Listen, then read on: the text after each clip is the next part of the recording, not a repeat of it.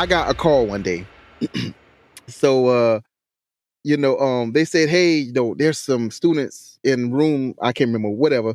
They're snorting cocaine. They're snorting coke. That's what they said, snorting coke. I'm like, oh man, I never ran into cocaine. Oh, we about to get a cocaine bus. Yeah, all right, let me know the information. They gave me the information. I was like, all right, told my partner. We went over there. All right, knocked on the door. The suite mate called, let us in. And I say, so what's going on, man? He's like, yeah, man, they were over on the table. They snorting coke and pointed at the table. So I go over to the table and I'm looking. I don't see anything. I'm like, well, what's going on? So it's right there. He pointed at the bottle of Coca-Cola. They were mixing whiskey and Coca-Cola and snorting it. I'm like, what? Welcome to Game of Crimes.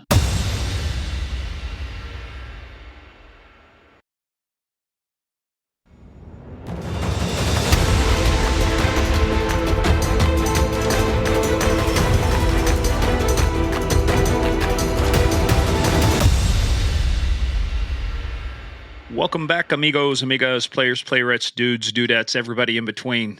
We've had a long week to get to this point, so welcome back to Game of Crimes. I am Morgan Wright, your tired and ass-dragging host, along with my ass-dragging tired partner in crime. It's Murph here, everybody, and if my voice sounds a little different, it's because I've just about lost it. We had a good week, though. That was a blast. I mean, it was long days. Let me tell you, the folks at the Southern California Gang Conference, kudos to Mel Souza, Manti, Ray, Santi, Matt, Rudy, Felix. I mean, holy cow, man, they treated us like kings. We were like royalty, and it was morning till night. There was an event every night. I was thinking, I was trying to budget, okay, how much food going to be out there? Didn't pay for a meal, man. They took care of us. Didn't have to. I mean, there was 1,000. Just so everybody knows, this was Southern California Gang Conference. It was in San Diego. That's all we can tell you, because they don't disclose the location because they're, believe it or not, worried about gang infiltration at the conference. But 1,000 police officers from Southern California.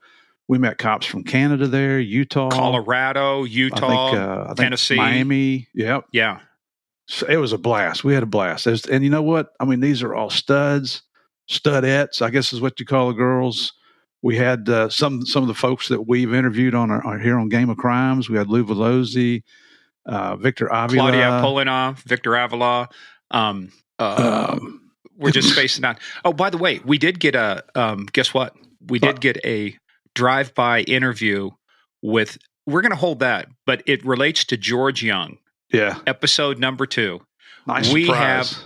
We have some of the most inside information you'll ever hear. So, but we're going to put out a whole special episode on our catch up from the conference. We actually recorded this with our new mobile crime fighting platform podcast recording studio in San Diego. I think it worked out really good. So but you know what? We'll give you a whole big catch up on that. But just suffice to say, last thing too, I was telling Murph before we got on the air here, as they say, we ate well. And it's like the guy that brought in the donuts. Oh my God. Bacon, maple, donuts. You had me at bacon, but it was like, so I come home, Murph, and I'm thinking, so Saturday, fly back. You and I both get up. We're leaving for the airport at 4:45 in the morning.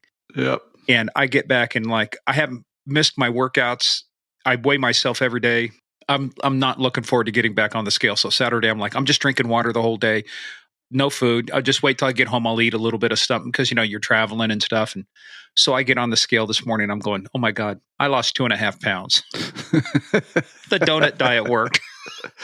I'll tell you what, man, we were busy the whole time there. It was, they'd pick us up there at the hotel about 7:15 and we'd get back about 5:30. And then there's an evening event and my butt is dragging. I said, if you see those marks in the hallway, that's my ass.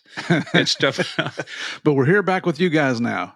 Yeah, and we are. But we'll do a whole episode on that, and we'll do all of our catch-up episodes as well, too. So, hey, guys, by the way, just some quick housekeeping before we get started. Head on over to that Apple review, 5 stars for there, and Spotify. Spotify has it now. 5 stars. So just hit those things. It really helps us out, and we really, truly appreciate it. By the way, we put out a poll, our favorite Mafia Queen and Mafia Queen in Residence over on our Game of Crimes fan page. Sandy Salvato put out a poll asking, because we were testing, should we keep 1-part or 2-parters? We tested with just some 1-parters, and it was clear from Twitter, from Facebook, from the poll, from Patreon. You guys like 2 parts, so guess what? Yeah, we're going to do it. This coming episode, 2 parts. Yep. There we go.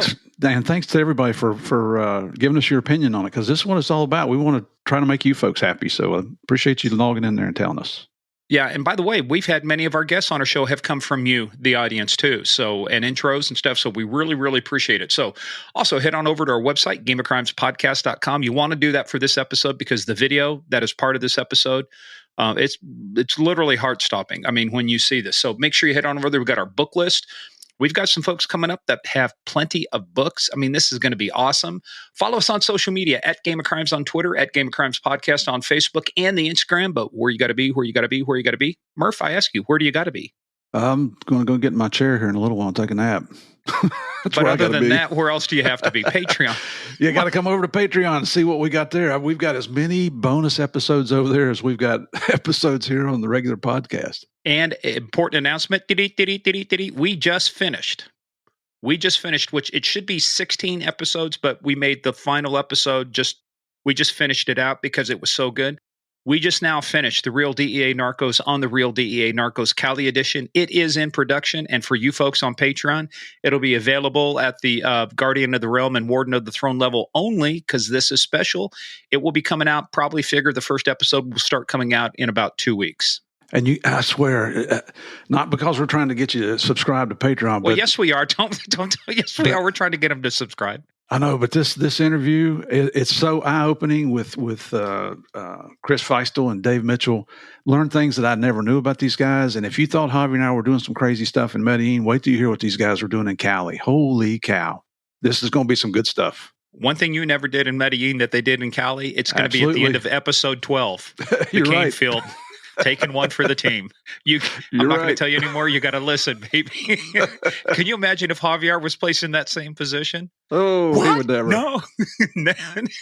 Anyway, we digress enough. Hey, if you guys just want to head on over to paypal.com as well, use our email, gameofcrimespodcast@gmail.com or paypal.me/gameofcrimes, whatever it makes it easier for you to support our show and bring you more exciting content. Now, quick disclaimer, this is a show about crime. We talk about bad people doing bad things and bad people doing bad things to good people. We do take the story seriously, but as evidenced by the opening, we never take ourselves serious. We're going to have some fun here. And speaking of fun, guess what time it is, Murph? It must be time for Small Town Police Blotter. Hey, and we'll have some fun ones coming up in later episodes, but this one, too. This one came from Therese Schaefer. This is a kind of keeping with our animal-related themes, canine dogs. You know, we like animals and stuff. Mm-hmm. So Therese, she posted it in the Game of Crimes fans group. Small Town Police Spotter from Sweden. Yeah, from Sweden, Steve. Mm-hmm. Police warning. There was a band back in the 60s that played a song called Fox on the Run. Mm-hmm. This one's called Sheep on the Run. Police received a number of calls from the public regarding a couple of escaped sheep in Velling, I believe, near the city of Malmö. One of the sheep is big and black, the other is beige-brown, the police say. Police are at the location trying to identify the owner of the sheep. Now, it's the last sentence that gets me. It's unclear how and why the sheep escaped. I mean, do sheep need a why to escape? I think they saw an opening and took it. It's like a the band was prisoner in called jail. Sweet. Yeah, Sweet. Yeah. Why? Can you imagine corralling up the sheep? Go, yeah. Why did you escape? Well, because they were going to turn me into, a wool coat. I don't know. Oh, well, it makes you wonder, what was the shepherd up to that the sheep wanted to run away? Dun. Why do shepherds wear long flowing robes? Why? Because sheep can hear zipper a mile away. Thank you very much. I'll be here all week. Okay. Hey, Steve, this next one comes to us from the 100 block of West University Drive, wherever that is. Employees of Eckerd's reported that at 12:25 a.m., this must be one of the strangest incidents I've heard of. 2 men came into the store, loaded birthday bags that said, "Have a nice day," with yellow faces on them. Steve, with 52 tubes of vaginal antifungal cream and left without paying. The cream was valued at $894.98. What Either there's a black market out there or somebody's got a big problem. This is kind of, and for those listeners that don't know what Eckerd's is, it's a drugstore chain here in the U.S. But that's Well, let's just leave that alone because I'm not sure where we could say about Don't that. want to touch that one. Yeah. Hey, but in keeping with our animal-related thing, this comes to us from West St. Paul. A missing bird. A caller reported June 30th that a bird had been stolen from an apartment in the 100 block of Haskell Street East. But Steve, unfortunately, it was later determined that the bird had not been stolen, but was lying dead at the bottom of the cage. They didn't see that? Must have been All a really I can tiny think bird. of is, if you younger folks don't get this, you need to go watch Monty Python, the Dead Parrot sketch. He's not dead, he's pining for the fjords. You got to watch the Dead Parrot sketch. He's dead. No, he's no longer with us. He is bereft of life. Oh, jeez. And I have never seen that, and I probably never will. Oh, my God. Oh, well, okay. Thus endeth the reading for the day. Kyrie Domine Dane Requiem. All right. And everybody's probably thinking, thank goodness, huh? Oh, my gosh. Anyway, so that leads us into, speaking of strange things, we'll have some strange stories, as we said, from the San Diego gang conference. But suffice it to say, man, we had a good time out there. That will be a whole set of interviews. But while we were out there, we were finishing up and was finishing editing this next episode. And I'll tell you, just the more we talked to this kid, number one, I mean, it's like everybody we talk to that has been shot in the line of duty, you think that they would be, we talked to Claudia. I mean, my God, she is just bubbly. She was a rock star out there. Alex Collins was a rock star out there. You know, we talked to, by the way, we with Victor Avila, we outed him on stage because the guy sandbagged us. For you guys that don't know, Victor holds the world's record for the longest distance pistol shot, 2,010 yards, 1.14 miles from trigger pull till impact. It took 11 seconds for that round to hit a 36-inch by 36-inch target. Unbelievable. I mean, that's just unfreaking believable. But anyway, when we talked because Victor was involved in a shooting, he was wounded.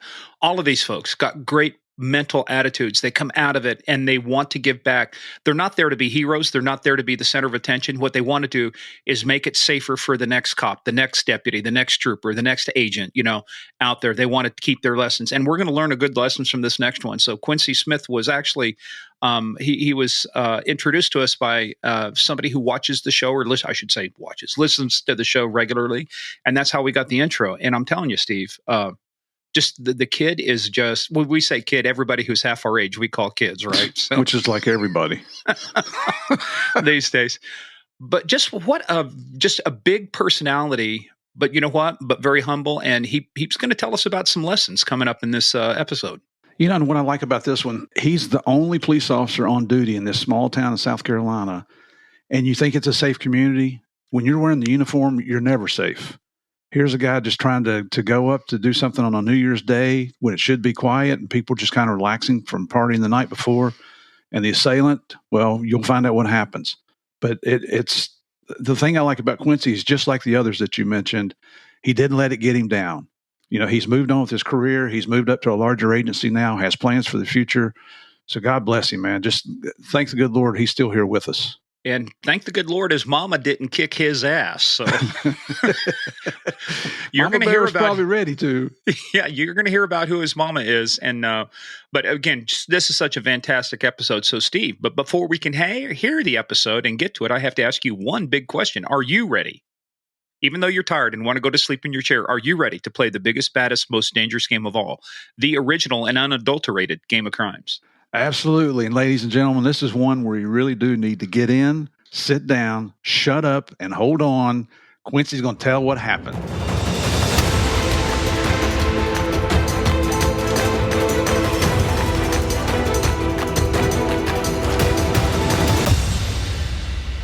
Well, the jokes have already started, and before Murph makes a trooper joke, our next guest wanted to be a trooper. So just watch yourself there, Murph. So, hey, guys, welcome back. We in continuing with tradition of talking to people who have come very close, obviously, to making the ultimate sacrifice. This next kid, and I say kid because he's a young kid. He's a young, good-looking kid. He's got a big-ass smile. And all the ladies like him. His name is Quincy Smith. Quincy, welcome to the podcast, brother. I appreciate brother, you guys welcome. having me, man. Thank you again, man. No, it's our truly it is our honor to have you on here with us today. And man, I know we got to lay the background for your interview, but I can't wait to get to it. No problem.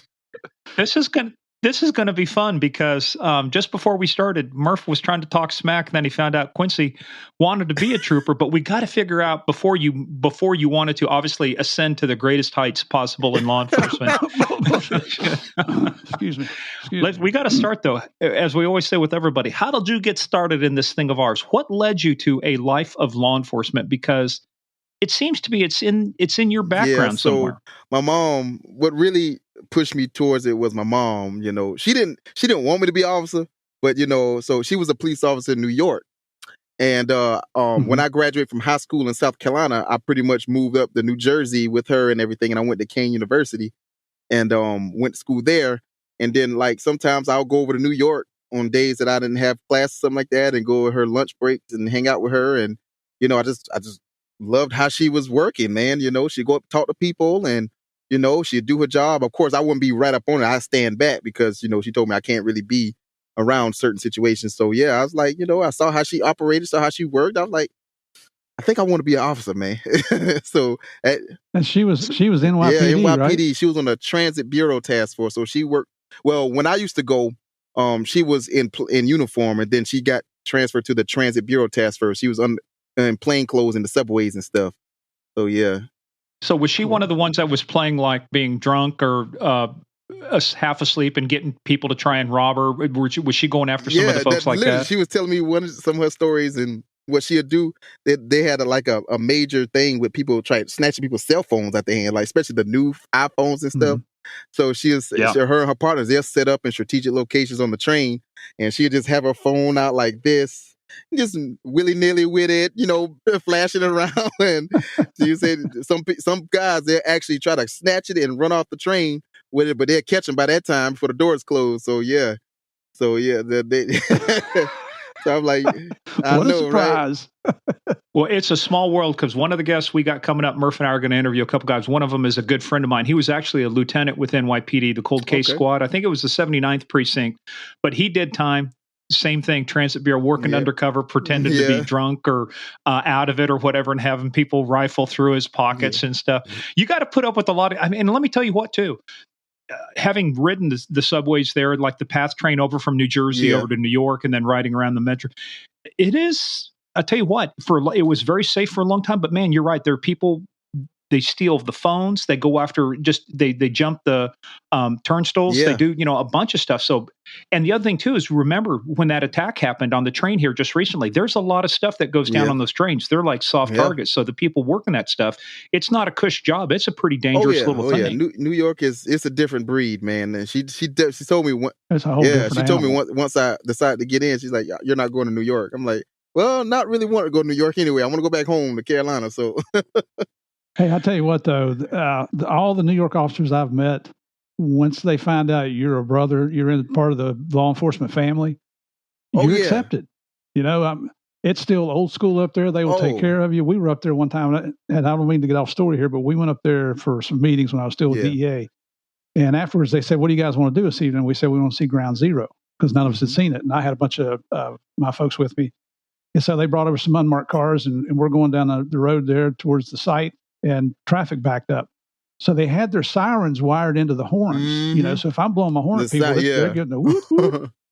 And so we ended up on the sidewalks, driving down, hitting the siren, getting people off the sidewalks. That's New York. And then we went and parked on the grass. We didn't have to walk in. Which is funny, which is the way you drive down in Florida too, Murph. So bad habits die hard, man. I'm just trying to fit in here. Oh, yes, man. But yeah, New York, man, is a different breed. But yeah, going to work with her, that really opened my eyes. Like, I think this is what I want to do. Because prior to that, I actually had two career choices that I wanted to do. I wanted to be a locomotive engineer for Amtrak. I was always fascinated with trains, man. And then I went to school for computer science. That's where I started it with, and because I want to be the next person to design Grand Theft Auto or something like that. So yeah, those are my passions right there. And then, like I said, when I went to see with her to work, it was like, I think I want to do this. And then my uncle, he's an assistant police chief in my hometown, the neighboring town in my hometown. and my aunts or my mom's sisters, and they were all dispatchers. So yeah, it's Man, it runs in the blood. yeah. Wait a minute. So how do you go from locomotive engineer, you wanted to fix trains, to I want to design the next Grand Theft Auto, to now I'm a cop? I mean, that is a strange transition, my friend. So, like I said, growing up, I was always fascinated with trains. I wanted to drive trains for Amtrak and stuff like that. And I don't know. And then I was like, you know what? I like video games too. So I want to design video games. So I was like, you know what? I think I want to design video games. That'll be cool, man. Like I get to play games all day and work on them and design them. I think that'll be better than, driving a train. I mean, even though I get to travel, but I feel like I still get to travel, when it comes to, designing video games. You're going to have to market and do all this other stuff. So I figured, that'll be my top goal. And if that don't work out, then I go, be a locomotive engineer. I quickly found out when I went to college, math wasn't my strong subject. So I had to change real quick. And then, like I said, this was kind of after, I went to work my mom. So I changed, and I ain't gonna lie, like I said, my grades, they weren't all that great or whatever. But when I went to work my mom, I quickly changed my major criminal justice. And after that, I got like all A's, Dean's List and all. So I was kind of good at it. So yeah. Yeah, you found your niche, man. Oh, Murph's not good at math either, man. Let's see. 1 and 1 equals 2. Sorry for our listeners. You can't see that. Yeah, of course not. It's a podcast, Murph. I'm telling you, man. I got to tell this guy stuff. So tell us about, now we were joking at first, but I mean, you're serious about you wanted to be a trooper. So where did you start applying? So where was a couple of the places you started looking at? Listen, and why? I applied everywhere. I just tried to get my foot in the door. So once I graduated, I literally had like a stack of applications with my resume already. All I needed to do was fill them out and send them off. And these are from places as far as New Jersey, West Virginia State Police, North Carolina State Police, South Carolina. Most of my stuff were in South Carolina though, in South Carolina Highway Patrol, and all the little smaller towns and sheriff departments. I tried to apply to. I literally had a list of the names of the departments, the phone numbers right beside it, and I called every day to see if they were hiring. I literally did, and pretty much everybody, even though with a college degree, we looking for somebody with some experience or already certified. It's like, well, I can't get that unless somebody hired me. So I just kept applying, man. And then I applied to South Carolina Highway Patrol. And well, when I was in college, I did have 2 credit cards and stuff I used to pay for my books, stuff like that. And I had a little campus job. Only paid me like $100 a week or every 2 weeks or something like that. Something to keep, like some small. Oh, we can relate with that with our podcast. That's about all we make either. So. Yeah. Barely keep the lights on. Yeah. So like I said, so the credit cards, I guess I couldn't keep up with the payments, and it kind of went delinquent. And so when I applied all I needed was like $2,000. So all I needed was a job so I could just pay it off. Which that was my plan. I just needed like a legit job, not no campus job or whatever. So when I graduated, I applied to South Carolina Highway Patrol because I wanted to be a state trooper. I've always wanted it. When I first thought about going into law enforcement, they sent me a letter back, said we can't accept we can't move forward in the process because your credit history, because of delinquent stuff. I'm like, well, I just need a job. If I can get a job, I can pay it. There's no problem. I don't have a job, so. And I got to have a job to get experience so I can be hired to pay this off. So come on, people, work with me. Toss me a bone here. Yeah, exactly, man. So what year was that, Quincy? 2013. Oh, so not that long ago. Yeah, 2013.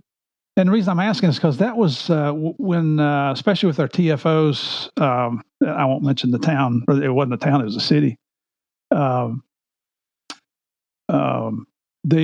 The government came up with a system, you couldn't hold that against somebody. So if they were in a program, for like a debt relief program, and they were trying to get it paid off, then that could not be held against them. But I guess it took a while for that to get to South Carolina. Yeah. Well, they held it against me. Well, they're lost, man. Hey, that's what I say. So, well, go ahead. So, but you started applying. How long from the time you started applying till you got your first bite?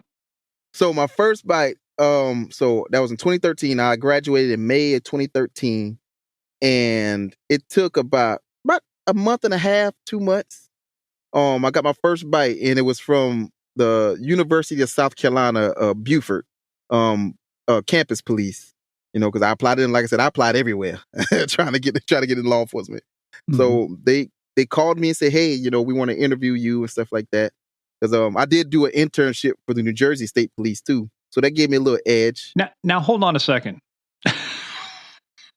I've been to New Jersey many times, and I'm talking to guys from New Jersey. So how the hell did you get by with your accent in New Jersey? What exit did you life off of, by the way? Look, everybody loved my accent in Jersey, man. No, for real. Like they every time I speaking to somebody, where you from? I'm like, South Carolina. I'm like, who's that? Yeah, I can tell you country. Like, oh, they were just jealous. Yeah, no, that's it. But look, New Jersey, and let me tell you, if there's somebody else that's proud about their uniforms, it's the New Jersey State Police. I had a buddy of mine that was on there. I knew the colonel at one time, Rick Fuentes. Yeah. They wear that outfit all the time, man. There is no like summer or winter uniform. It's like one uniform all the time. Oh man, yeah. Listen, I actually, I was in their process too. So I'm a short distance sprinter. When I play football and stuff. So I was a running back. So I'm not good at no long distance running, 3 miles, 5, 6 miles. Couldn't do that. So I was in their process, and the way the process is, you have to get at least 21 points out of each category, which was push-ups, sit-ups, push-ups, sit-ups, and the agility test, and I think the 1.5, 2 mile run, something like that. Oh, you probably aced the other stuff until it came to the run, right? Yeah, I already had the points I needed. All I had to do was just get like 1 point or whatever, get the minimum time for the 1.5 or 2 mile run. I was behind by like 2 or 3 minutes. I couldn't. Then they cut me from the process. So I was like, man, all right, back to the drawing board. Oh man, so did you play in high school and college? So yeah, I played in high school and college. When I got to college though, so in high school I injured my shoulders. So my shoulder, they was like slip out of the joint or whatever, and it was real painful.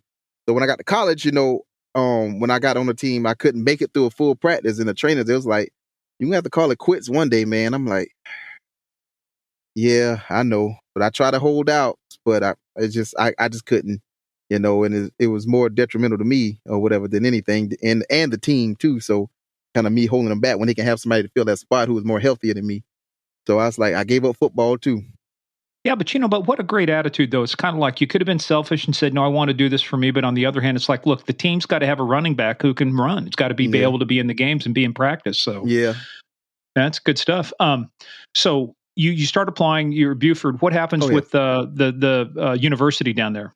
So, so I went to my first interview. I had an interview panel, and they told me they'll give me a call and whatnot. So what I did was I know about that area. Like I said, I'm from the neighboring county, so I've been to Buford and Hilton Head and Bluffton, so I know a little bit about the area.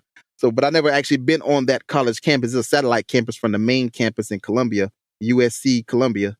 So I just went around and talked to some of the students, asked them how they felt about the campus, how they liked their officers, just show my face. And then I was walking back to my car, and the sergeant, Sergeant Bruce, he was on the golf cart, and he said, hey, let me show you around or whatever. So I got in the golf cart with him. He showed me around and introduced me to some people, and they was like, oh, we already met him or whatever. Yeah, he said, he came in earlier and talked with us and asked us some questions about the campus and stuff like that. And Sergeant Bruce, he looked at me, he was like, So anyway, long story short, I got a call for a second interview. The chief interviewed me, and they hired me like an hour later. And after getting hired with them, Sergeant Bruce told me, he said, you want to know why we hired you? I said, yeah, why? He said, well, we had a lot of applicants, a lot of people with like experience, some people from retired New York, 20, 30 years experience, and applied for this, but we were looking for someone who was like community oriented, like who go around, talk to the students and this and that. And you showed that to me, that day when you got in the golf cart and you already introduced yourself to other people. And that was something that we was looking for. And the fact that you did that shows a lot of good qualities that we're looking for. And that's why we hired you over a 30-year veteran. I'm like, well, thank you. I appreciate that. No, come on. Tell the truth. The reason they hired you is because when you started talking, nobody asked you, where are you from? Yeah.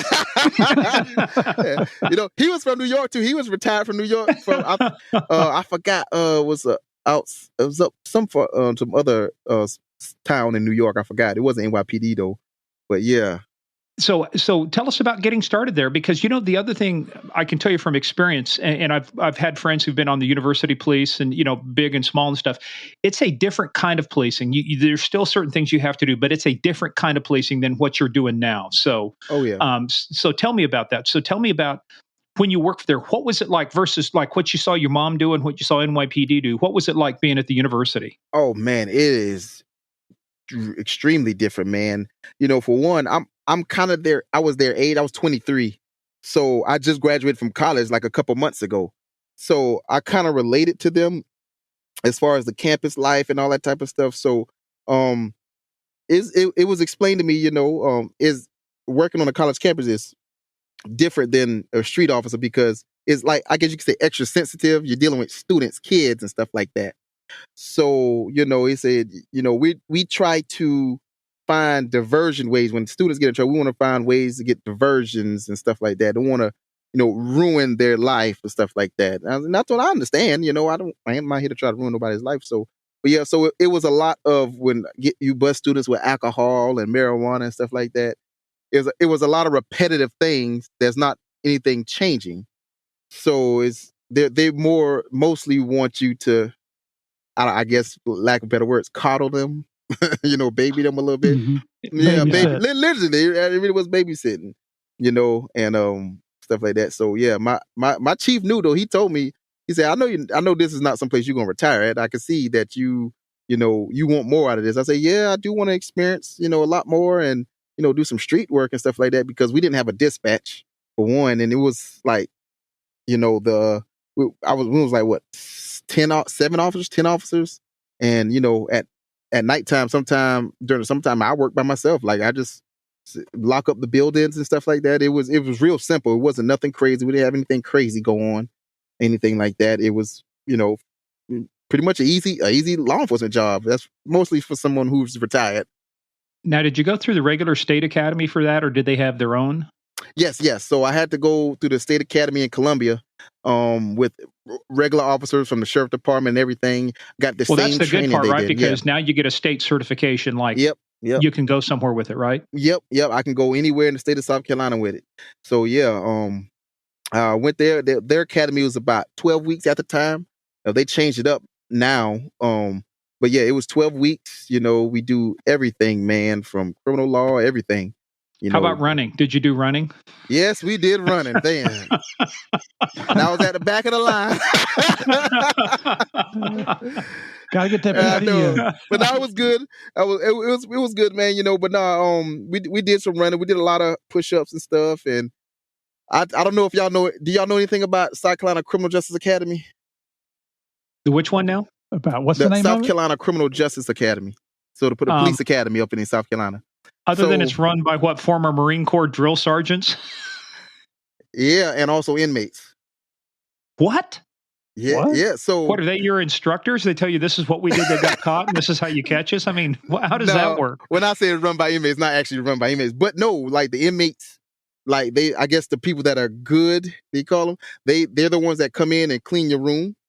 They're the ones. Oh, the trustees and stuff. Yeah. They fix your food, all of that type of stuff. Like, it was crazy. Now, did you feel comfortable eating the food?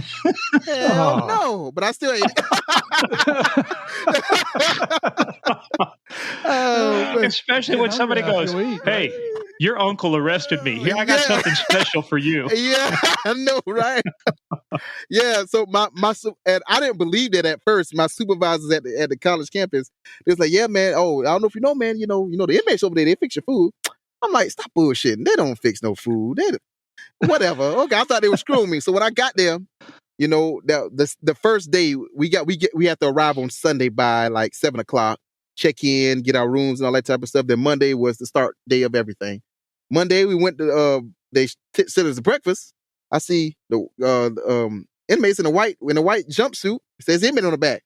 Hey, greet me at the door. Hey, good morning. Hey, how you doing? Like, what are you doing here? And then I was the previous class. No. For real. Yeah, if you fail, this is what you're going to be doing. And then I get my tray and stuff, and I'm walking down the line, and they fixing me my food. I'm like, Oh man, I immediately called my supervisor. I say, man, I thought you was lying to me, man. They really do fix my food. Like, yo, I was a little freaked out. I was like, how did they know they're not spitting our stuff and doing all this type of stuff? But but it was one dude. They don't. It was one dude. He was a real nice dude. I felt bad that he was in prison. He was old, and I'm like, what'd you do to get? We couldn't talk to him, of course. I couldn't, get to know him. But I'm thinking in my head, well, what'd you do to get in here, man? You a sweet dude, man. Like, like why you here? Yeah. But Well, his nickname was Killer. So yeah, right, exactly. well, man, so that was it. I got to tell you now. I know I've seen places when I was started off as a police officer, the sheriff's office. We shared a building with them. The trustees would come out and they would clean the sheriff's office cars. We had to take ours through a little car wash or whatever, but they actually had trustees clean them inside and out. Until one day, one of the deputies, as of course you guys know too, and you know very well too, Quincy, is that after you arrest somebody, they're in your car. One thing you want to do is you want to check the seats. You check them. You check your before shift, right? Check them after. Well, apparently one of the deputies forgot to check the seats, and one of the inmates found a pretty good sized bag of weed. And a couple hours later, when a couple of the guys didn't show up and they were found stoned in one of the little work areas outside there, that kind of ended the trustee program at the jail there for a while. Of course. Oh yeah, man. You say that like it's a bad thing. Right? He was just a little high. That's all, man. That's all. Just he was enjoying life. No. So that's cool. So you do your 12 weeks. You make it through the running, obviously, because you've graduated, right? So did you get any better at running, or do you still suck at running long distance? I did get better until I got shot, but yeah. Now we'll talk about that in a little bit. But no, hey, but that's that's one of the things too people realize too is your physical fitness is very important, especially with what we're going to talk about with you. Being physically fit allows you to recover and survive things much better. Yeah. But before we get to that part of it, so walk us through. So how long are you there at the university before you decide it is time for me to move up and move out somewhere? So I was there for about 2 years. That was my plan. I wanted to, get some street work in, want to do a little more because, like I said, the only thing I was really experiencing, was, students with alcohol and, marijuana. I haven't really got any serious other drugs, but alcohol was there and anything marijuana. Big that happened on campus at the time? I mean, was there anything of major importance? No. Like I said, it's a small campus, a lot of wealthy people send their kids there or whatnot, but we don't really, not anything crazy. Haven't even gotten anything crazy. Just a lot of weird stuff. I learned students are weird. Okay. I'll play along. How weird are they? Oh man. So I got a call one day. So they said, hey, there's some students in room, I can't remember, whatever. They're snorting cocaine. They're snorting coke. That's what they said, snorting coke. I'm like, oh man, I never ran into cocaine. Oh, we about to get a cocaine bus. Yeah, all right. Let me know the information. They gave me the information. I was like, all right. Told my partner. We went over there. All right, knocked on the door. The suite mate called, let us in.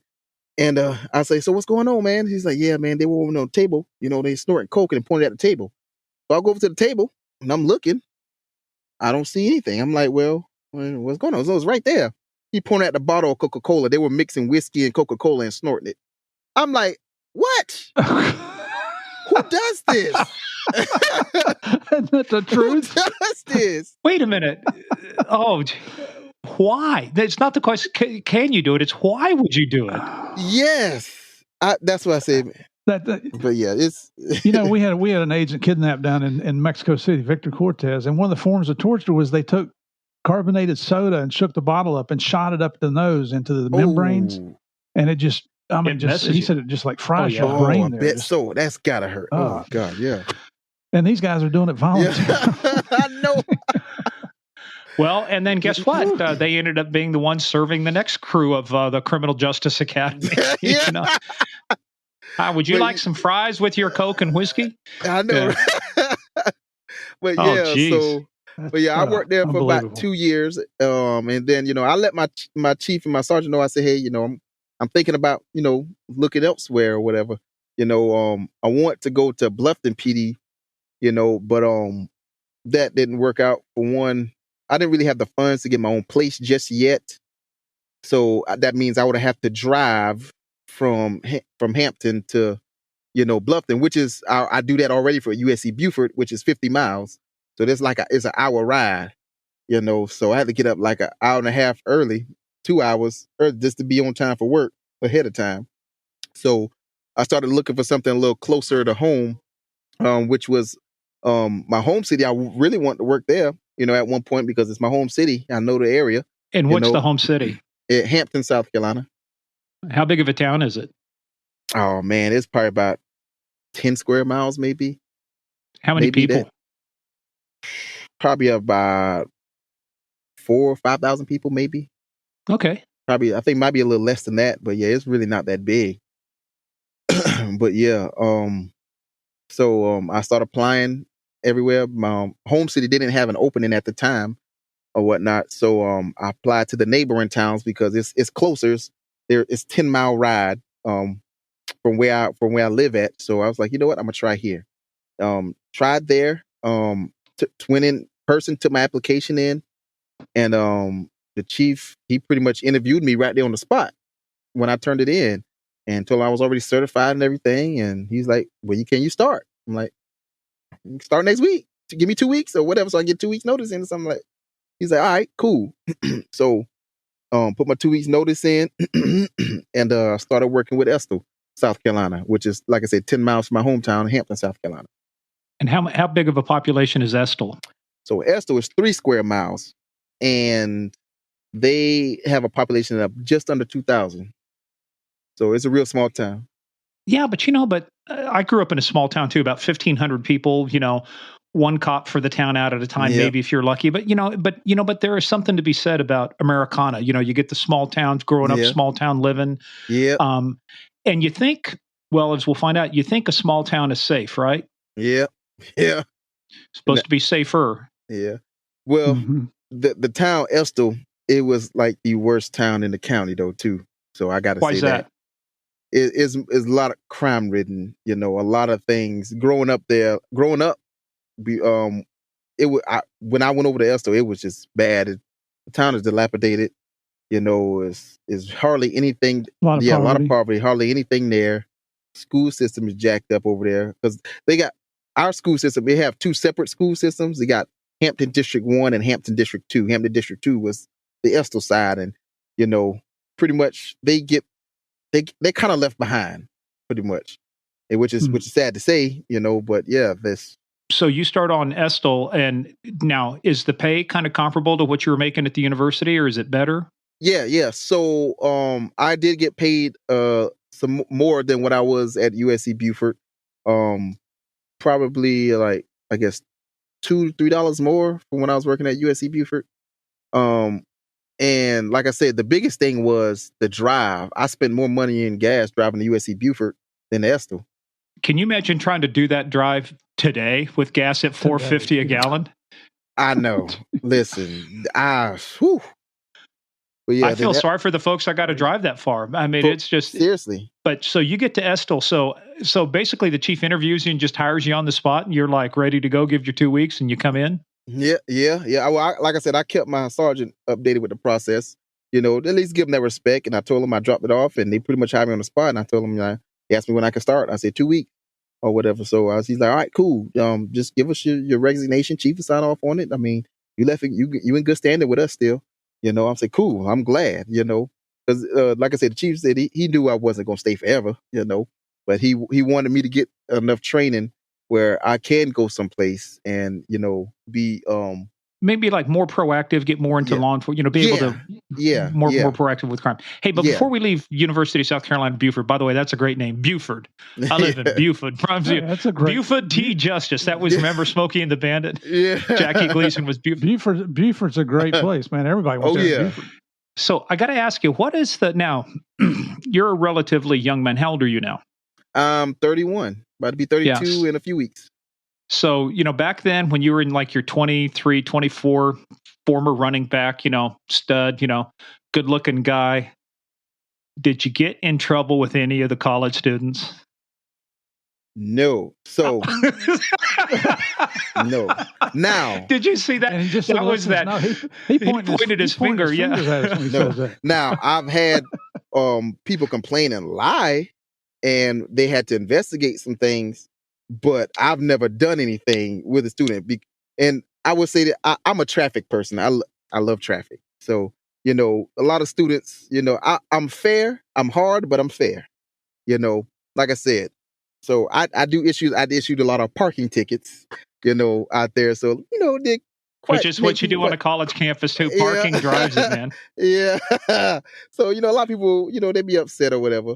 But no, I had this one young lady. So I wasn't certified yet. Matter of fact, I only been working there for about 2 months. And me being, the person I am, I'm high, energetic, love people, love life.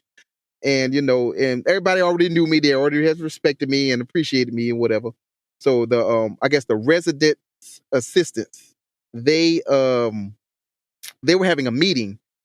So I was going in the buildings, locking the buildings up, and I walk into the meeting. I was like, "Hey guys, what's going on?" Whatever. And everybody said, "Hey, what's up, Quincy? This and that and whatnot." And so everybody, of course, they start coming with the jokes. Now, when I wasn't uncertified, so I couldn't carry a gun at the time either.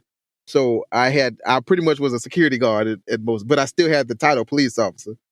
So they was over there making jokes or whatever, and everybody talking about, "Yeah, you're not real cops," and this and that.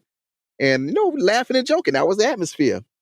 And there's one young lady. She was like, "You're not a real cop. Your response times are slow, and blah blah blah, this and that." And everybody was laughing. I was laughing too. I said, "You know what? We are real cops." So I took my handcuffs out my my holster, and I cuffed one of her wrists. And I said, "We are real cops," or whatever. And everybody stopped laughing. I was laughing. And all right. And then she gonna look around everybody. She was laughing too, and look around everybody. She's like, "Oh, I'm used to this." And I looked at her funny. I'm like, "What?" And I said, "This is that thing." I said, "You nasty." So I took the handcuff off. Seriously, I took the handcuff off and I went about my business. I said, "All right, you guys, I'll see y'all later." Because that just threw it for me. I'm like, "Yeah, I'm out." She goes and reports me and said I sexually harassed her. I'm like, "You sexually harassed me? How did I? You You said I'm used to this." Yes, like, come on. So, they investigated, of course. Everybody, of course, said they pretty much Quincy didn't do anything wrong. He didn't say anything wrong. Like, she went and told said I said she was naughty and all this extra stuff. I'm like, she was embarrassed because I told her she was nasty. That's what it was. And so the internal affairs guy, he came down, he interviewed me and whatever, and he told me pretty much the story that I got. Everybody literally said she's known for being a bitch and whatnot. So you don't have to worry about that, man. You're cleared. I'm like, well, thank you, because I didn't do nothing. Like, Oh my! I'm glad we didn't bypass that, because that was okay. That's. But I wish we would have had that, just so you folks can see when I asked him that question. It was the take the deep breath back and that finger that's pointed out. Yeah, said, listen, no, no. You got the finger, man. Listen, my chief had told me. He said, matter of fact, he told me when I first got hired. He's like, and he's like, "Quincy, you're a young man. Matter of fact, both of my chiefs told me this in USC and in Estill. But anyway, I'm gonna get to that. So my chief said, "Hey, man, USC is University of South Carolina, not University of Southern California." He gets that mixed up all the time. Okay, yeah, USC Beaufort. They put it like that. USC. Sorry, it's a running joke. This is the trooper from Sheepville, Kansas. Oh gosh. In the Southeast, we all know what USC is. It's got nothing to do with it. No, it's the team Notre Dame has beat for 1,324 days in a row. Anyway, we digress. So back to your story. So yeah, when I first got here, he said, "Yeah, Quincy, you're a young man, whatever. I'm gonna let you know now. There is no policy or no law against you dating any student. But if you do, I need to know about it first." And I told him, "Well, Chief, you ain't got to worry about that. That's not my intentions here. I'm trying to, get my job and stuff like that. I love this. I love doing this type of work. I want to do this, so I'm not going to mess it up." And my mom, she already gave me the rundown. about how women can jam you up in work and all that type of stuff. So, I bet. Now, did you tell your mom about what you did to the girl about handcuffing her? Yeah, she was like, "See, I told you, man, son. Like, you really gotta be careful. Like, you didn't even did nothing wrong, but the fact that they will complain and say things, So just imagine if you actually did something, you probably would have been in jail or something like that. I'm like, yeah, you're right. I don't see that. So you know what? You got to worry about that. And you got to worry about me talking to no women on the college campus or at work, nothing like that. So yeah, you're too busy writing tickets, man. You want to get. Yeah, and trust me, ain't no one want to talk to me after I write a ticket. I had a woman the other day call me a racist. I'm like, I'm a racist. I'm black too. Like, wait a minute. You're black, Quincy? Yeah. I didn't know that. Did you, Steve? I got to tell you, a good friend of mine, he's got his own radio show. His name's David Webb. And David's on Sirius XM, does stuff on Fox. David is a black guy. Mm-hmm. David knows he's black. He got on CNN, or he was being interviewed by somebody, I think, from CNN one time. And they were talking about it. She said, well, you basically suffer from white privilege. And he lets us go on for a minute. And he says, apparently your staff doesn't do their research. Do you know I'm black? And this host, there was like a 3-second pause, like,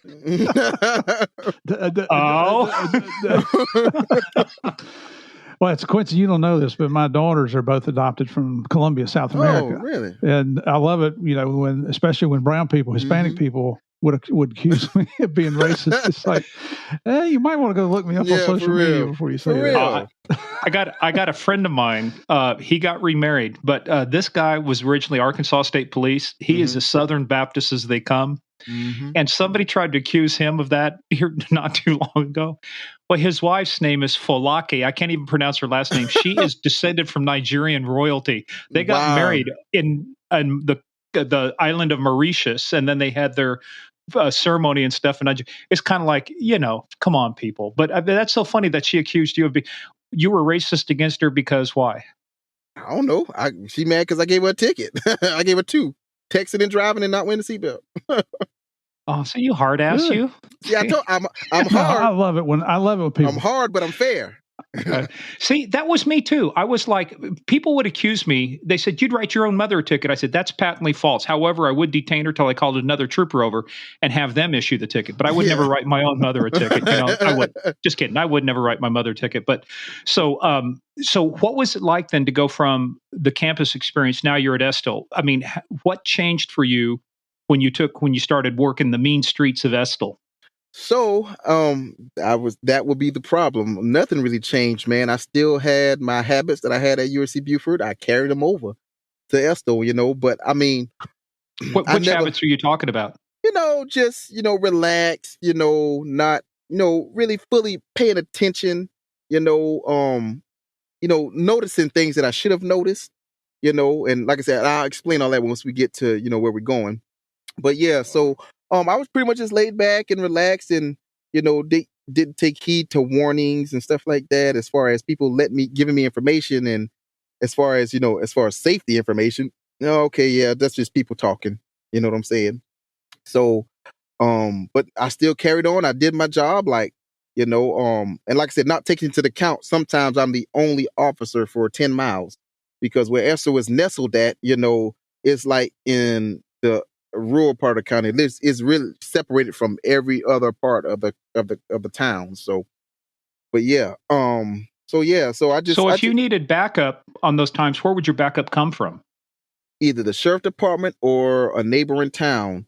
So we have another neighboring town. They were even smaller than Estill. They were like 1 square mile, and they had 3 officers total, the chief and 2 officers. So, and that they work 1 officer per shift too as well.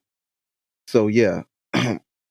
So, that's pretty much and the sheriff department, they only run 2 deputies for the entire county, which is crazy, but yeah, that's how they operate it. So depending on where the sheriff department is, if they're on the northern part of the county, or the eastern part of the county, near Yemassee and Beaufort County line, it'll take 30 minutes to get to me, lights and sirens, period.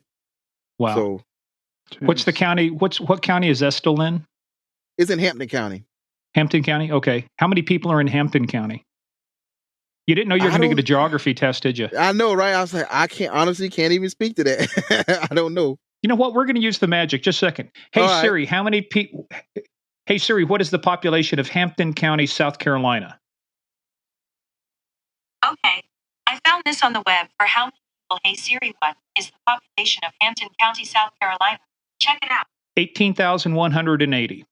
Nice. I mean, but nice. Wow. That's a nice size, though. Yeah. The count. I prefer to live in something smaller than something bigger like we're doing now. So, but you know, you bring up an interesting point too, because it does get into your mentality about reading the situations, understanding, actions people take that will be threatening to you in a city environment and an enforcement environment versus a college environment. Because like you said, you had 2 years of just kind of being conditioned to where, I mean, kids are being kids, they're doing stupid Yep. shit, but there's no Yeah. gunfights, there's no stabbings, there's no nothing, right? And so, Yeah. but you were also pretty much community oriented too. I mean, that kind of carried over Mhm. too, right? To where you wanted to get to know Oh, the yeah. community, talk to people, things like that. Oh yeah. Oh definitely. And I grew up in the area too, so I got a lot of family that live in the town too. And I'll go visit them while I'm at work. They'll feed me, they'll check up on me, I check up on them, make sure they're good. So I mean, people know who I am. They knew where I came from and know my family. So it wasn't like I was just some person that just came from out of town and started working, Some New Yorker, right? Yeah. Oh, I had a story about that. But anyway.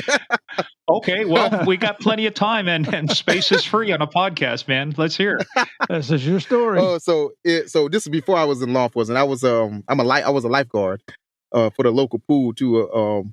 So it's it was a cop. I'm not gonna mention his name, in Hampton, whatever. He came from New York or whatever. And like you said, you know how New York people are versus people in the South. Hey, how you doing? This and that. We speak to everybody, all that type of stuff. So anyway, and my mom, she was also an NYPD officer current at the time too. So anyway, I was going to get chemicals for our pool so we can start the treatment process or whatever and do some repairs and maintenance. So I'm coming up into town from my boss's where his car shop is just on the outside of town. In town, and I was approaching a red light or whatever. Now, mind you, I'm doing about 30, 35. The speed limit is like 35 in that area. So the left lane was clear. There was nobody in the left lane, and it was the officer at the traffic light, but there was nobody behind him either. So it was just clear left lane and the officer at the red light. So and I'm approaching it. So by the time I got close to it, it had turned green. So what I did, I just put my signal on, switch lanes, and get into the left lane to keep from breaking my speed. So I don't know what the officer, what he does, he gets into the left lane. So all right, so I'm still driving, I'm still catching up to him or whatever. Then I finally got up to him, and I'm like, well, he's driving a little under the speed limit. So what I did was to keep from breaking my speed, I get into the right lane. So when I do that, he cuts his lights on, swerves over in my lane, then swerves back and cuts his light off. And I'm like, well, what's going on here? Like, did he get a call? Did he get canceled or what happened? Something happened. I'm like, I'm not thinking nothing had to do with me or whatever. So I'm like, okay, that was a little weird. So I kept on driving. Speed limit changes to 40 miles per hour. So I continue on, and I'm driving a stick shift too. So, and I get up to 40 miles per hour, the actual speed limit. I don't go no higher or no lower. I'm doing the speed limit, and I get up to him and I get parallel. Then he looks over at me, and I look over at him, and I'm like kind of nod my head, and I kept on driving. So this guy, he slows down and gets behind me and cuts on his lights and pulls me over. So I'm like, okay, so I pull over or whatever, and as soon as he get out the car, he adjusts his belt like this, and he just walks up to the car like Mr. Macho Man, all that type of stuff. Like I'm the shit. Like, but I didn't say nothing. I'm like, okay. So, and then when I rolled out my window or whatever, he's like, you don't take kindly to warnings, huh? Do you? I'm like, well, warning. What was the warning? I don't understand. You got your license, your registration? Okay, yes. Here you go. So my mom, she gave me a FOP card, and I have like a little mini badge in a wallet that says Officer's Son. So seriously. So now let me tell you, that works if you're in New York, that means something in New York. Yeah, it does. Yeah. So I put my registration inside my wallet. Now I never open it. I don't flash it and put it in his face. I folded it and I hand it to him. He opens it. You take your license out. Okay. Take my license out. And the FOP card's right behind my license. So I just pulled both of them out. Just hand it to him. He handed me the FOP card back. Went back to my car. Oh, before he went back to his car, he said, yeah, I stopped you for doing 45 and a 40. It's like, what? No, 46 and a 40. I'm like, okay. How's that possible? For one, I was doing actually 40, but I didn't say nothing. I was like, all right. He went back, wrote the ticket, gave me a ticket for 46 and a 40. So he came back and explained it. I say, well, sir, can I ask you a question? If I was doing 46 and a 40, how was you able to clock me? You know, I'm running parallel to you. You had to slow down. You hit your brakes, slowed down, and got behind me. So he was like, well, you were going too fast, and blah, blah, blah. He said something. I'm like, that don't make sense. I was like, how were you able to get a reading off your radar? I don't know radars at the time. I didn't have nothing with law enforcement like I do now. You know what I'm saying? So it's like, he was just so agitated and nasty with me for no reason. And I said, well, sir, why are you getting an attitude with me? Like, you know, my mom's a currently NYPD officer. I respect officers. I want to be one. You know, why are you getting so nasty with me? I'm not getting nothing like with you, homeboy. And me and my co like, homeboy? Like, why you being so nasty with me right now? Like, he just had an attitude and was just nasty for no reason. Like, so yeah, but yeah, New Yorkers, man, they got that attitude, man. It just makes no sense. Hey, for no reason at all. Well, did you have to pay the ticket? No, I didn't have to pay that ticket. I called my mom and let her know what went on. And I actually recorded it too. So she made a call and talked to him. But the bad thing about it is he called me and my mama told me to apologize to him because I shouldn't have argued with him. I'm like, I didn't argue with him. Why do I got to apologize? Don't backtalk your mama. You do what she says. I know, right? So I did, and I apologized. I bit the bullet, and I apologized to him for acting the way I did. And I was like, I didn't act no way. He was just nasty to me. Question for you, because this is going to factor in later. Why did you record that stop? The one with the officer right now? Because I just want to have proof because he was acting all just rude to me and whatever. So, you know, I wanted to, to show, hey, listen, I didn't do anything. You were acting this towards me.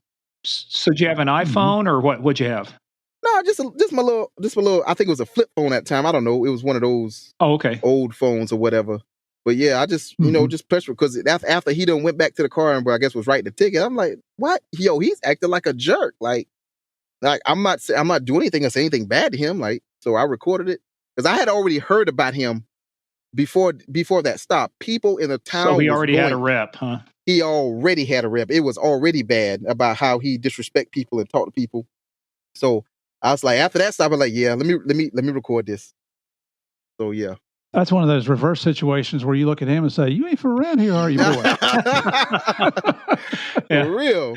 Yeah. So well, there you go. Hey, by the way, that's why I said his accent was a little different. So going back to our regular story, though, so you started Estill. So how long does it take before you, are you like out on your own right away? So you might as well say that, Estill was real small. They didn't have no FTO program like these other agencies do, but I did ride with a veteran officer that showed me the streets and showed me around. It wasn't a big area too, man. You can't get lost. Well, I lied. You can because the address is all screwed up in there. So, but like I said, you can't get lost. Like, so I rode with them for about a week, and they told me, hey, all right, you good to ride by yourself now.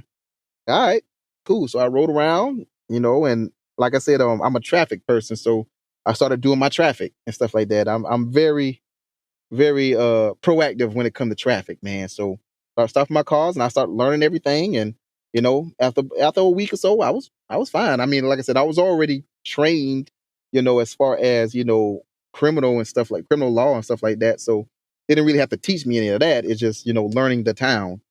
So. Hey, let's talk a little bit too about your setup too. So tell us about when you started working there. What are you carrying? You got body armor? Just tell us what your standard uniform of the day is like. So standard uniform, like I said, we have a vest. It was an outer carrier, but the outer carrier is more shaped like a button-up shirt. Yeah. So I've seen those. Yeah, those look nice. Yeah. So ours was blue. I was pretty much was that, and I got issued a taser Aspeton. We carried 40s over there, Glock 40s. Now, did you when you went through the taser training, did you get tased? Unfortunately, yes, I did. Did you wet your pants? No, I ain't wet my pants. You Close to crapped it your though. pants. Yeah, Well, close to it. so tell folks look, I never went through taser training. We went through the first OC, the oleoresin capsicum, that cayenne Yes. pepper. That is nasty shit, let me tell you. What's it like, though, getting tased? I would tell you this. I would take the taser over the OC, though, anytime. And Really? everybody, and I've heard everybody say that. And no, but for real, because once the taser, like, you will have, like, when you get hit with the taser, it just feels like I guess it feels like you can't breathe because you're screaming like, ah, and you can't take a breath, but you are breathing, you're talking and stuff like that. Yeah, but it just feels like, something is sucking out of you, like is locking you up and you can't move. Like I don't know, it's like a python wrapped around you or something like that, squeezing the life out of you. That's pretty much like I can compare it to. You know what I'm saying? Jeez. But yeah. However, when it's over, it's over. That's what I'm about to say. When it's over, it's done. You're like, okay. It's done. You go snap back to normal. You still gonna feel funny because you feel like, oh, you got electricity going through you. But when it cuts off, your muscles go back to normal immediately. It might give you a little second to realize what happened. That's what happened to me. I had to lay there for a little second to realize, all right, I got shot by electricity. Now what's next? Can I touch something? Am I gonna shock somebody else? Like, don't touch anything. I know, metal. right? But yeah. Yeah, but the difference between that and OC hangs out. It took a couple hours at least before I thought I was functional. Oh yeah. Because when I went because we got maced in our academy, and they'll tell us, hey, when you get maced or whatever, use the soap, wash your eyes out with the Dawn soap or this and that, and bend over. Do not stand straight up because that stuff will run down to other areas. I've told this story before. I made that mistake. I got sprayed in the face. I was bending forward, and I'm in the shower. And of course, I have luxurious, glorious hair. You can't see there. It's like I have lots of hair there. And Murph is jealous, but I tilted my head back to rinse. It's just natural, and that stuff ran down the crack of my ass. I don't think I could sit for a day. I couldn't sit for a day, man. And that stuff. And then, the bad part is when we were doing the training, we all thought we were being cool. So we wore, we had our patrol gloves, the leather gloves, we put that stuff and spray it. And then we were training during the summer. And then come wintertime, it's like you start putting the gloves back on. It's getting cold. You start running the heat. My eye started itching. So I reached up with my glove and I rubbed my eye, and it still had OC on there. I had to pull off to the side of the road and stop because my eyes were watering so bad just from what was left on the tip of that glove. Yep. Because when after I did the training, everything was, after I got maced the first time, it would burn for hours, and then we showered and everything, and then everything got cool. So when I went to bed, because we had PT and stuff in the morning, around 11 o'clock, tell me why it reactivated on my face, and I couldn't go back to sleep. And I'm like, oh my God, yeah. So it will linger. It will linger. Oh, it will linger. And that's well, anyway, now that, and one thing I learned too, when I went through the military and basic training at Fort Leonard Wood, Missouri, or Fort Lost in the Woods, Missouri, they run you through what they call the gas house. Every place has, place where we used to go in and we used to get CS gas, and outside they say, you roll down your sleeves, you button up your shirt, and they say when you run or when you leave, do not run, just walk out the door, because outside every gas house is one big fucking tree that people would run into. You'd find guys with bark in their forehead where they ran out, they couldn't see what they were doing, they ran right into a tree. Oh man, teach you to listen. Listen. So we didn't have no gas house in South Carolina. They never went through that training. I transferred here to North Carolina. They put us through the gas house. I ain't never experienced that in my life. I'd rather get maced versus go to the gas house. That was the worst experience ever. Man, listen, I ain't got no words for that. Did you have to say your ABCs or anything while you were there? We had to say our name. So this is how they say, all right, when you take your mask off, breathe normally, all right? And then say your name or whatever. So everybody went through, blah, blah, blah. I'm literally the last person. I'm at the back of the line. So took my mask off. He said, all right, breathe normally. I breathe in, And then I said, huh! I ran out. I couldn't even stay in there. I ran out. And listen, man, my coworkers give me shit to this day about that, man. Let me tell you, if you want to mess with somebody, you say, look, when you get outside, first thing you got to do is get it out of your lungs. So take a big breath, Yep. and then that's inhale all that. Anyway, so we'll get into that in a second. So when did you start at Estill? When was your first day on the job? August 2015. Yeah, August 2015. Okay. So you start, and now what's it like working down there during the summer? Is it humid down there? Pretty hot? Very humid, very hot or whatever. You know, I'm used to it. Like I said, I love the heat. I love the heat more than anything. So, and I work except you're sitting in a car right now with air conditioning going. Yeah, well, ain't stupid. Everybody have their limits. That's right. That's right. You know, but I mean, yeah, you get only so much heat you can take now. That's right. But yeah, but no, it's very, very humid up there, man. You know, got to keep yourself hydrated and stuff down there and whatnot. So yeah, and you're also tempted sometimes. I know people are, but you're like tempted to say, "Man, it's too hot. I'm just going to take the vest off." And it's like, oh yeah. The good thing about the outer carriers that we can just pop it right on off, man. But I only do that when I'm in the office or something. I never really done it when I'm in the patrol car or anything like that. You know, so that was one thing. So, well, now walk us through. So you start with Estill. So now, what's your first big crime that you get to investigate, other than a parking complaint and somebody snorting coke and whiskey? Oh, so one thing about Estill, well, the biggest one, I got like a couple pounds of marijuana off of somebody. You know, that was pretty big. And then I started seeing ecstasy, cocaine, and I haven't ran into heroin, but yeah, I've gotten those, and guns and stuff like that. So those are the biggest things I investigated. And a lot of it's a lot of disputes as far as family disputes between a lot of domestics. Yeah, a lot of domestics, family disputes, fights and stuff like that. And we did have a lot of issues with shootings or whatever. People like shooting up houses and stuff like that. I would say that. Now, was that driven by dope, by gangs? Well, what was driving that? I guess you could say just both. People having feuds with each other, man. Like the amount of fights and stuff, calls that we get. Like I said, we don't have a big call volume. Our call volume is extremely low. But the stuff that we do get is either like some civil stuff. Hey, the neighbor's dog just ran over and shit in my yard. You know, I want something done. Like, nothing I can do about that. I can tell them lock their dog up, but you know, there's nothing much I can do. But if you would collect that for evidence and hold it in your refrigerator, we'll come to you in a week and we'll collect it and run DNA testing. Yeah. I wish I could think of my feet like that to tell them that. Just call me next time. You got me on speed dial. No, seriously. Somebody, if I would have told them that, somebody would have done that, and I would have got in trouble. There you go. Not me. Hey, I'll tell you what. You give me their number, and I'll call them and tell them I'm a DNA poop expert for dogs. This is what you got to do. All right. Yeah. But yeah, so the biggest thing I usually investigated, and I did, I guess we'll get to that later too. I did experience a murder where someone died in my hands or whatever, but that was after my incident and stuff like that. So we want to talk about let's talk about that. But during this 5 months, as you're working up now, because you're an aggressive kind of officer, and I don't say that bad because I was aggressive too, man. Yeah. If it moved, man, I wrote it a ticket, or I stopped stuff.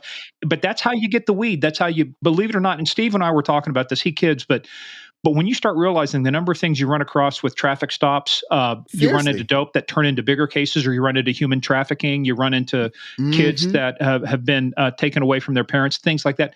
A lot of good things come out of traffic, but you're in a small town. So how do you balance not pissing off everybody in the small town with being active on traffic enforcement? Is it out of county, out of town stuff, or are you hammering people in town? I didn't care. I didn't care. You know what I'm saying? Like, my thing was, I try to help you out as much as I can. You know what I'm saying? But I'm still gonna do my job. I hammered everybody. It didn't matter. And if you know me, and when I get out and try to talk to people or whatever, you know what type of person I am. It's not anything personal. You know what I'm saying? I still have my job to do. But one thing I got to explain to you about this town: everybody's tight knit. Everybody's family in that community. they will take up for each other no matter what. If you a cop and you a family, that don't matter. The fact that you're a cop, no, they're not going to look after you or whatever. Now my family did. You know what I'm saying? Like my family knew, what type of person I am, because like I said, it was all my first cousins, second cousins, everybody they know. But I guess the people that weren't close to me like that, they were the ones that were getting angry and stuff like that. One thing I do, sidebar of the story, when I first got the Estill, I after I got on my own, it was like a day or two after I got on my own, stopped this guy. He was doing like 38 in a 25, 40 in a 25 or something like that. So I stopped him, pulled him over, and wrote him a ticket or whatever. All right. And, he requested a jury trial. So we went to the jury trial or whatever. Of course, the jury is people from the town or whatever. So went to the jury trial. We started the proceedings. The guy, his testimony was that I saw him and get out the car with no shoes on, and I got back in the car and he stopped me because I had no shoes on. And yes. What's wrong with that? Yeah, so I'm like, oh man, I'm definitely about to win this. So I'm like, and I testify, Your Honor, I got this, I observed this, the speed, blah, blah, blah, and this and that. All right. Jury went deliberate, not guilty. Not guilty. Any explanation? Nope, just not guilty. Because it's the simple fact that I'm an officer and I wrote them a ticket. They do not like the police there. They don't, no matter what. Only a very select few members of the community do love the police and stuff like that. But for the most part, they do not like the police there. So when you were working at Estill, you were living in Hampton then? Yes. That's my hometown. That's where I grew up at. Yeah. So at least you got a little bit of a respite, right? Even though you had to work town and stuff like that, you could at least go home and be around family and other stuff like that, right? But how did that affect your ability to be effective and police when they kind of have that kind of mentality and that close knitness? I mean, because what I would think, it would make it difficult for you to follow up on stuff. It's like you got a burglar, you got a robbery. I mean, if nobody's talking and nobody's giving you leads, how are you gonna solve it? It's extremely difficult, man. Like a lot of like I said, a lot of stuff that I was able to solve was from traffic stops, because I found a way. I end up searching a car, and I find the gun that someone stole from such and such house or whatever or whatnot, or some things that happened, like phones or whatever somebody stole from such and such, and I on a traffic stop. So that's a lot of things why I was so aggressive with my traffic stops. Yeah. Did you get any blowback from the chief on that? No, my chief, they enjoyed me. They loved the fact that I was, being very proactive like that. That's unusual too, because in some small towns, the chief will kind of go, "Hey, this is the way we do things here. Don't feel like you have to write a ticket or make an arrest." Yeah. Well, good thing is my chiefs, they were from out of town. They didn't live there. God, okay. So yeah. Back, like I said, back in the day, Estill did have a rep. The department had a rep for, corruption and stuff like that. This is when I was growing up. That's why it was so bad growing up. But they hired chiefs out of town. My chief was from Sumter, South Carolina, and so they hired him. And a lot of things got cleaned up before I got to Estill. It wasn't all the way clean, but a lot of things changed when I got to Estill. We got the new chief in. He's from out of town. He don't know nobody. Everybody getting treated the same. There's no looking out for this person, that person, or whatnot. If it's something, especially if it's something major. It's kind of hard to do your job. It's a tough situation. Yeah, it is. Yeah, that's tough because you go on a fight call and you're the only officer there.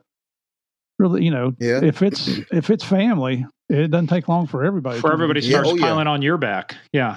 Yeah. One thing that I did hate is when I did my traffic stops, and if somebody pulled over into a gas station, one thing that they did that I hated was when they see a cop pull somebody over the gas station or where a lot of people are at, they will surround your car and observe whatever. And I hated being surrounded. So I usually call for, whenever that happens, I'll call for backup. Sheriff department, they'll come quickly. I say, hey, kind of make it urgent, It's like, so yeah. I'm being surrounded. Circular firing squad. Yeah, seriously. Well, so let's start working forward, because you're not on the department for very long. before the shooting happens, right? So yeah. let's set context now to talk about the shooting. So how do your shifts work in Estill? I mean, are you on 5/8s, 4/10s, 3/12s? How do you guys work your shifts? So we work 12-hour shifts, and we work, well, actually I can't even give you a schedule because we were so short, at the time.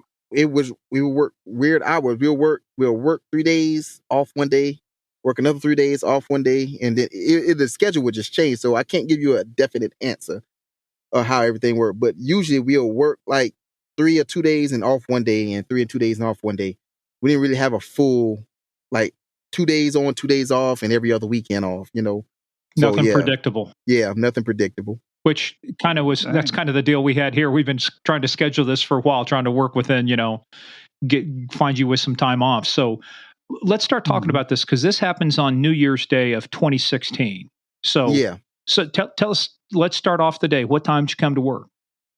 So I'm that day shift officer. I work from 6 a.m. to 6 p.m. And like I said, we only had 7 officers at the time. And, during Monday through Friday, the chief and the assistant chief will be in the office, and that's pretty much that day shift officer's backup. However, holidays and weekends, if you're that day shift officer, you're the only officer for however many miles another officer, at least 10 miles, at least. And then at nighttime, they have 2 officers working. So, I work 6 a.m. 6 p.m. Like I say, it got up like any other normal day. But before we get to that, one thing I want to ask you about is a piece of equipment. I forgot I was going down that route, and then we started having too much fun. So, but you were doing something different than most other people were, and you had gotten yourself a pair of glasses that could record what was going on. When did that idea come to you, and why? That came to me in sometime so August, September, maybe September, October sometime.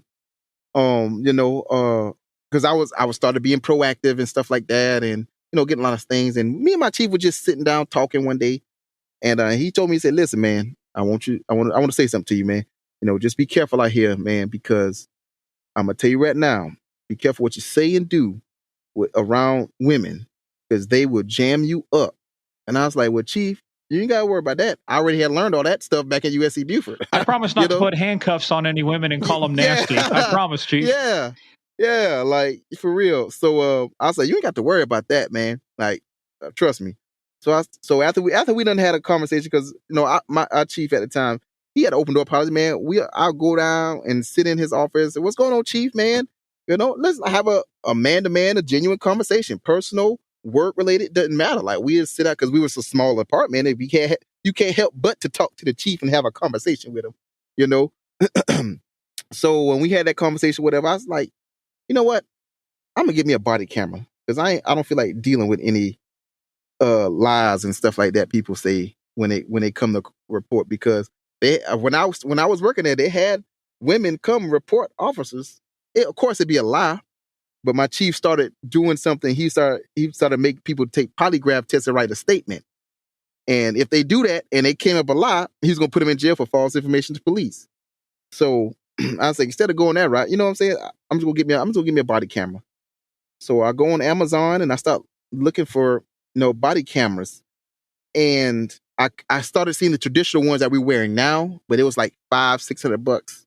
I'm like, listen, I'm only making like $13-$12. Dude, and I'm still paying off $2,000 in school books. Exactly, you know what I'm saying? For real. So so I was like, I just kept on looking, man, for something cheaper, at least in the hundreds. And I came across some glasses, and I was reading the description. It's high definition video and high quality sound and all this and that. And I'm like, let me try these out. So I ordered them. They came around October. They came around sometime in November, and I went and stopped the car and used them. And went back as soon as I finished, I went back to the office, opened the video up and played it. And I was like, wow, man, this is some good video. Oh, man, I can hear it. Oh, yeah, I'm using these for everything. So I told Chief about it. He's like, I'm good with it. That's fine. It's like, cool. And I said, I could, and mostly I said, I can use this for traffic stuff, man. So I was like, yeah, I'm good with it. You can wear it. So how did That's they? good with me. So how did they work? Because obviously concern with something like that is going to be battery life. So how did they work? How did you turn it on? How did you turn it off?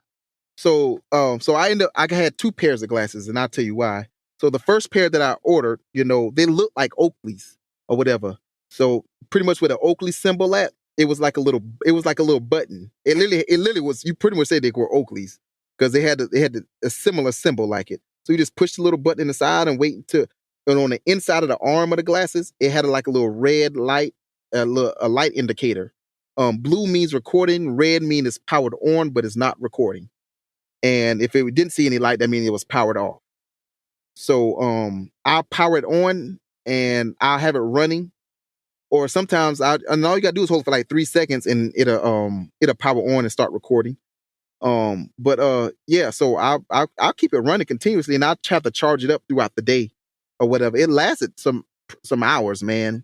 I can get at least, I had a memory card for like what at that time for like 64 gigabytes, and it'll hold like 30 videos of a traffic stop videos, depending on how long they are. My traffic stops are no more than like 8 minutes.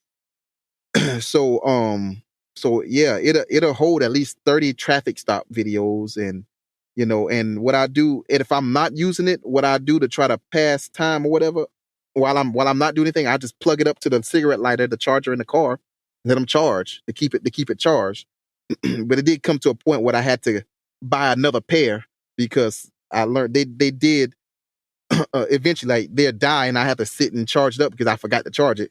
Yeah. So I had a second pair that I already had charging. Then once I get those, I'll use that one, plug that one up, and it's continuous. You could swap them out during a shift. So Yeah. yeah, because you would make 30, 40, 50 traffic stops a day, right? You young, aggressive officer, you. Yeah, I really would. Well, and I'm looking at the quality. I'm looking at your video on YouTube as you're talking here, and the quality of those glasses is unbelievable. Oh yeah, the clarity is really good, and the sound as well. Yeah, and that's and then when I ordered them, it was like, yo, wow, like, I was amazed about because I didn't think they were gonna be that great. I thought they would be okay, but I didn't think they were gonna be that great. So yeah, I started using them for everything, and then I was going to say, before January, did it ever save your butt on a traffic stop or anything, or a complaint? Were you able to use the benefits of the glasses before January? Oh yeah, oh yeah, all the time. So, I mean, give us an example about how you would use it, and not just to record the stop, but like, did you get a complaint or somebody would say something and you could use it to show? Yeah, they always complain and say I was rude, I was disrespectful to them, and all those type of stuff. I was like, Chief, no, I wasn't. Like, I was like, matter of fact, hold on. Went in the computer, got the video file, put it on the a flash drive, handed it to the chief. He look at it. All right, I'm good with that. I'll talk to him or whatever. So yeah. Oh yeah, definitely, man. Yeah, like, good thing you're already using it now. Here's an interesting point though, because like with anything, at some point, you know how police departments are, there's got to be policies and training and procedures. So did you get to that point to where the chief says, maybe we need to have a policy on this? Or was it more just, he just kind of gave it his blessing, looked at it and said, hey, you're good. And when you did the traffic stop, did you have a requirement in South Carolina or anything to let people know they were being recorded? So, all right. My chief, it wasn't no policy at that time because nobody was really into buying body cameras, anything like that. So he pretty much just gave me his blessing to use it or whatever. He just made it sure, like, just don't share it with anybody, just keep it within the department or whatever. But don't be posting stuff that you do on Facebook or anything like that. So I'm like, I ain't doing that. This is for court stuff and for us, So yeah, and there was no requirement in South Carolina to let them know I'm recording them. No. Did you get any issues from defense attorneys in court on any cases or any traffic stops where they tried to challenge, the introduction of the video, or did that become an issue? So for my traffic stop videos or for my incident video? No, traffic stop videos. No, so with South Carolina, where any pretty much misdemeanors and lesser officers prosecute their own stuff, and people in Estill, they'll prosecute their own case. They'll talk to the judge. I'll talk to the judge. The judge let them talk first, explain their side, blah blah blah. The judge let me talk, and then he'll let them cross-examine me and all that type of stuff and whatnot and all that type of stuff. So, but no, they never. As soon as I play that video, they be like, "Oh, I don't remember it happening that way." Well, the video remembers. Yeah. Obviously. Yeah.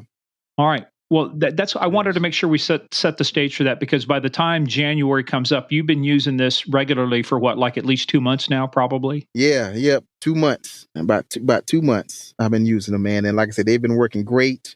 I got a lot of good feedback. I had a few of my few of my buddies, man, from my hometown. He's an officer too in my hometown. He ended up getting one, man. I took, because not many people knew that I had a body camera. Only my close friends and my close friends and that were officers only knew I had a body camera. Because I did let them see some of my traffic stuff if someone acting stupid or whatever, and I write them a ticket, whatever. I let them see it or whatever. But other than that, yeah. Now, do you remember to turn it off when you went into the bathroom? Yes. Yes, I did. I was worried about that a few times, man. So what I did, I just made sure I take it off completely. Yeah, there you go. They were glasses anyway, so it was not no lens or nothing. It was just a plastic clear lens. There was no medicine in them. But yeah, I made sure I just take them off completely. Yeah. I was at a conference one time. One of the speakers had that wireless lavalier mic, and always tell him, just make sure you shut it off. Well, he had it on, went into the bathroom, and not only could you hear what was going on, they were making some inappropriate remarks about some of the students, and it's kind of like, yeah, his career kind of got cut short teaching. Anyway. Oh man. Yeah, not fun. Crazy. So let's talk about January 1st, 2016. So like say you're doing a 6 to 6 shift. You get there. How's the day start off for you? What do you do? So, like I said, I worked at 6 to 6. It start off just like any other. I say my prayer. I get dressed for work, and like we had take home cars too. So, I get in my patrol car and I drive to Estill. Hey, hold on a second there. A lot of people, they think cops are just a lot of times they don't realize that faith plays a part in some of this. So you said you say your prayers. So tell me about that. So I actually have a dog tag too, and it pretty much has the police officer spray on it, on the back of it. And like I said, I'll just say that, God give me strength and courage, to do the best job I can do, and, to help me serve my community and stuff like that, So, but yeah, like that's pretty much it is, and protect over me and watch over me and protect me and my family and stuff like that. So yeah. Good for you. So very good. Yeah. So you say your prayers, you get in the cars. So now go ahead and take us off. You show up at work, and how does the day start off for you? So when I get there, I talk to the night shift crew. We get the pass down or what happened during the night. They told me pretty much everything was fine. People shot some fireworks. It started raining a little bit, so mostly everybody went inside. So they didn't really have any issue. So I'm like, oh, okay, cool. So what I like to do, I check my reports that I've done prior to that, or if chief leaves something, hey, you need to fix this, or or whatever, I'll fix it, complete it. And, after I do that, I'll go check property. And so my whole plan was for that day, I was going to stop a few cars and, be seen, but I wasn't going to be aggressive because, for one, I'm the only officer working, and two, it's New Year's. I was going to go eat with my family later on that day. So I was just going to be more of a reactive than proactive that day. So, like I said, I go out and I check property, make sure, nobody vandalize anything or anything like that, the businesses and stuff like that. And then I said, all right, I'm going to stop a few cars and be seen, let my presence be known. And even then, I didn't write a whole lot of tickets. It was for like, 5 or 6, like I said, just so everybody can see, hey, blue lights, we still working. So now, do you have your own cars, or do you guys rotate cars, or do you have take-home cars? No, we have take-home cars. I had my own car. Oh, that's nice. What'd you have? I had the newest model of the Dodge Charger back in 2013. They literally had just got that car too, because I was so proactive. They said it benefits you more than anyone else because you write the most tickets, and I want you to get DUIs and stuff like that, because I was a DUI instructor, and what I got when I was at USC Beaufort. So they wanted me to start doing that type of stuff. So he said the car benefits you more than anyone else since you're the most proactive. Because it had so little sidebar. Patrol cars, the older ones, other than the one I had, the new one, they didn't have in-car radios. We had to get another handheld, put it inside this unit, and pretty much it had. I remember those. Yeah, we had that. Dang. Yeah, and the car that I had at that time, that was the only car that we had that had an in-car radio, a dash camera, and all the bells and whistles. So when Murph started, he had an in-car homing pigeon. He would write a message, send it off to dispatch. 2 days later, they'd get back to him, and he'd know which call he had to respond to. Right, Murph? Oh, Yeah, but mostly we were sending messages to troopers because they weren't doing shit. okay. Because we got our work done early because we had radios. No, I will God. tell you, I'm from my first 5 years on my patrol career, we had no handheld radios. Everything was in car. So if you get out, you had to flip on the outside speaker. And that was kind of bad when you'd be walking up there and they would say, like, Garden City 150, or you 1012, like, which I don't know if you guys use 10 codes like we did, but it's like, is anybody around? Yeah. And then there was one time one of the dispatchers said, Garden City 150, your vehicle is been reported stolen. And I'm just walking up to the front of the car, and it's like, oh, that's not good to hear for those guys to hear, so I was backed up, Anyway, signal, I think it was signal 3 or signal 5. I remember, I forgot what the signals are, but report is stolen. But anyway, back to you guys. When he says that, he's talking about 3 puffs of smoke from the little fires they'd send up, like the Indian speaking language. Yeah. Okay, go ahead. But yeah. This is digressing. Pretty soon we'll be talking about the Pony Express. But anyway, back to you, Quincy. So you're out there checking vehicles and stuff, and so so what's it like? Are things kind of slow that morning? Yeah, things were really kind of slow. Like I said, it wasn't a whole lot of traffic. Like I said, it was New Year's Day, and mostly I think everybody was at home, still sleeping, recovering, and all that type of stuff. So, I was just sitting on the south side of town, even though the town is small. Like we only had one traffic light.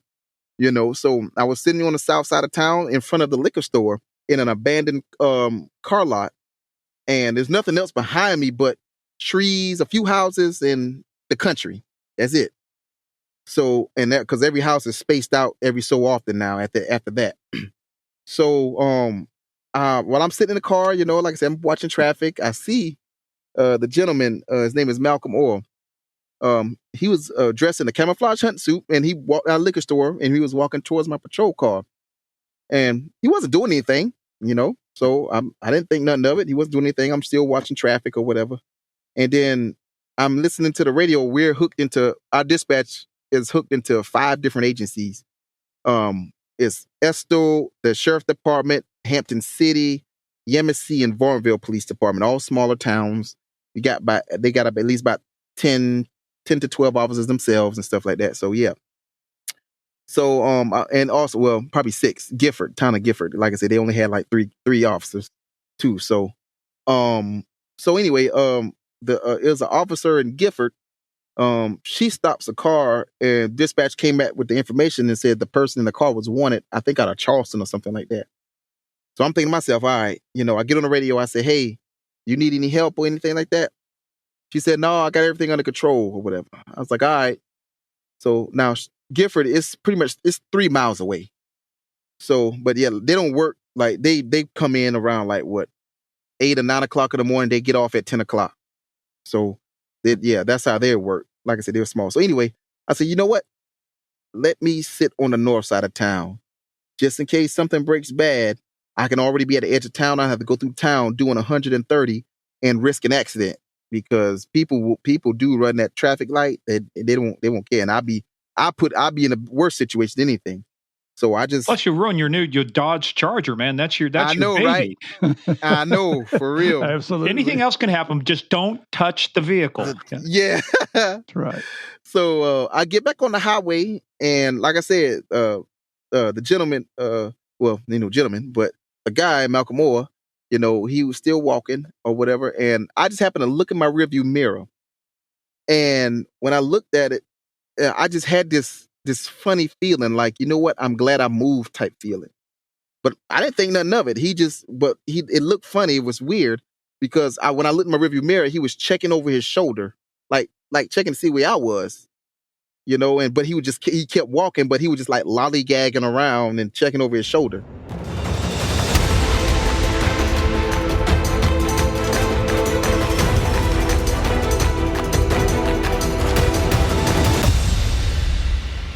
Hey players, that is the end of part 1 with Quincy Smith. What an amazing story so far, but there is a lot more to come. So stay tuned for part 2 coming out Thursday. By the way, we heard you guys loud and clear. We're going to go back to 2-part episodes as much as we possibly can. So thank you to all of our players for your feedback. In the meantime, go hit us up, gameofcrimespodcast.com. Our website got lots of good stuff on there, including the video of Quincy's shooting. You have to watch that to understand and put in context what we're going to talk about.